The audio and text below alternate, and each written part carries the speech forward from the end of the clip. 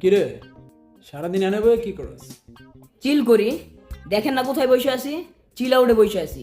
চিল আউটে বসে চিল করবো না? আপনার মতো মুখ কি আলুর মতো বেঁচে রাখবো? আর আপনি এটা কাম করছেন কোনো মিয়া? কেন আজ এবার আমি কি করলাম? আজ করেন নাই, করছেন গতকাল। আপনার ভাই এত কইরা বললাম মিনারেল ওয়াটারের মতো প্রেম করেন, আপনি করছেন কি? ফেসবুকে এক ছেঁকাখোরের মতো কবিতা লেখছেন। এখন কবিতা কেউ চয়েস করে? আর আপনি যে কবিতাটা লেখছেন, আপনার কবিতাতে নাই কোনো লাইক, নাই কোনো কমেন্ট, নাই একটা শেয়ারও। যখন আমি আপনার ছোট ভাই, এই জন্য আপনাকে একটা লাইক দিলাম। লাইক দিয়া দেখি যে তাও শুধু আমার লাইকই, আর কারো কোনো লাইকই নাই। আপনি কেন এগুলো করেন ভাই? দেখ, তুই গতকালকে আমারে নানান বিষয় নিয়ে প্রেমের ছেঁকা খাওয়া নিয়ে ঘন্টাখানেক বয়ান দিছিস, আমি তোর কিছু বলিনি। আর আজকে তুই আমার কবিতার পিছনে লাগছিস। কবিতা তোরে কি করছে?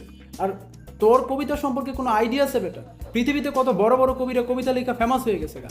আমি প্রেমে ছেঁকা খাইছি, আমার প্রেম থেকে উঠতে হইব না? তুই তো কইলি, তা আমার তো কবিতা লেখা ফেমাস হয়ে এখান থেকে বাইরেই তো হইব। কবিতা দিয়ে আপনি এই জায়গা থেকে বের হইতে পারবেন না ভাই। আর আপনি কি এমন বিখ্যাত কবি হয়ে গেছেন ভাই? আপনি আমার কথায় মন খারাপ করেন না। আপনি কবি রবীন্দ্রনাথ ঠাকুরের কথাই ভাবেন। আজকে যদি সোশ্যাল মিডিয়ায় সে থাকতো, এমন কোনো জায়গা বাদ থাকতো না যে তার ভিডিও নাই। এমনকি টিকটকে পর্যন্তও তার ভিডিও থাকতো।